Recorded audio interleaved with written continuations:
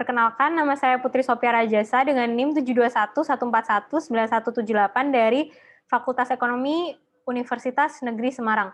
Kali ini saya akan menjelaskan sedikit tentang implementasi SIM dalam dunia perusahaan, yaitu pemanfaatan web dan blog. Sistem operasi.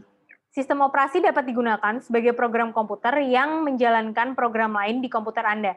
Program ini menjalankan peralatan seperti hard drive dan mouse.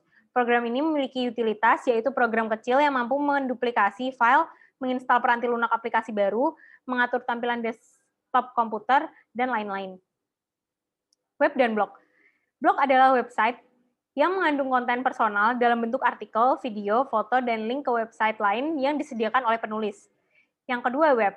Web adalah sebuah halaman pada suatu domain internet yang dibuat dengan tujuan tertentu dan saling berhubungan, serta dapat diakses secara luas melalui halaman depan atau homepage, menggunakan sebuah browser yang menggunakan URL website. Microsoft Windows. Microsoft Windows adalah sistem operasi yang paling populer untuk mikrokomputer. Windows telah mengalami banyak perubahan yang mencerminkan kenaikan kemampuan komputer dan keberagaman perangkat yang dipasangkan ke komputer. Yang pertama ada update versi. Sistem operasi Windows yang baru untuk PC adalah Windows XP. Yang kedua ada paket layanan atau service pack. Sekelompok pembaruan yang memperbaiki kesalahan kode yang memengaruhi keamanan dan efisiensi sistem operasi tersebut.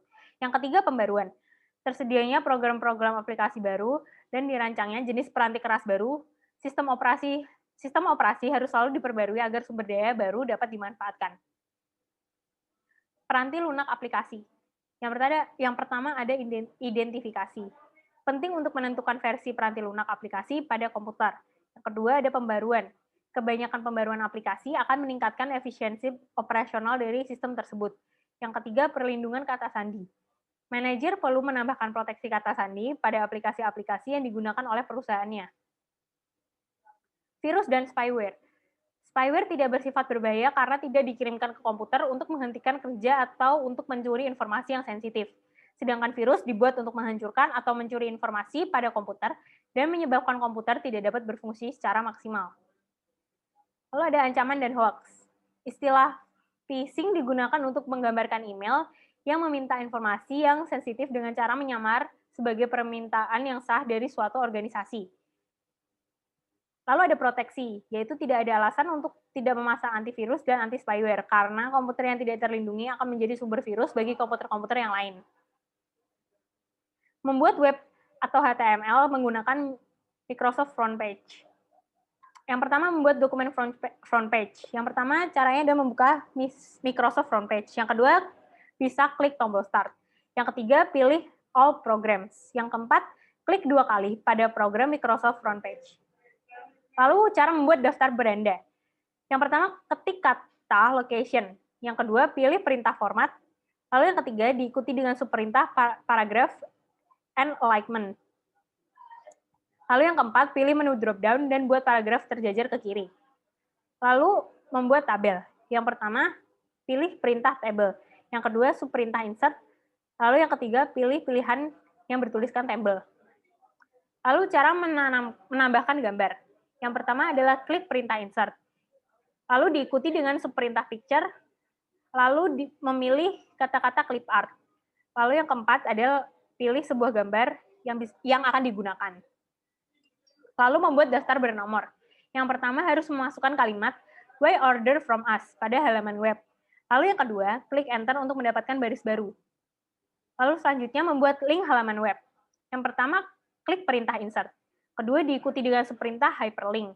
Lalu yang ketiga, lalu pilih email address sebagai jenis hyperlink. Yang keempat, pada bagian text to display diisi dengan kalimat contact us. Kelebihan dan kekurangan Microsoft Front Page. Kelebihannya yang pertama, kemudahan penggunaan atau pengoperasiannya. Yang kedua, mampu menampilkan struktur data dan situs web sehingga memudahkan navigasi terhadap situs web. Yang keempat, memiliki editor gambar yang terintegrasi. Terdapat fungsi-fungsi untuk tool umum secara mudah. Lalu kekurangan dari Microsoft Front Page.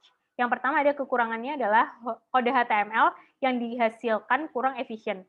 Yang kedua, Microsoft Front Page tidak bisa digunakan untuk script editing. Lalu membuat web atau HTML menggunakan Notepad. Yang pertama, buka aplikasi Notepad. Lalu, langkah yang kedua, menuliskan dokumen HTML sederhana. Penjelasan di setiap baris code yaitu yang pertama ada doctype HTML, yaitu yang mendefinisikan jenis dokumen HTML. Lalu ada HTML, mendefinisikan elemen akar pertama pada halaman HTML. Lalu yang ketiga head, mendefinisikan berisi informasi header pada dokumen HTML. Lalu ada title, mendefinisikan judul halaman untuk dokumen HTML. Lalu ada garing title, yaitu penutup tag title. Lalu ada garing head, penutup tag head. Lalu ada body, mendefinisikan berisi konten halaman yang akan terlihat. Lalu ada garing body, yaitu penutup tag body.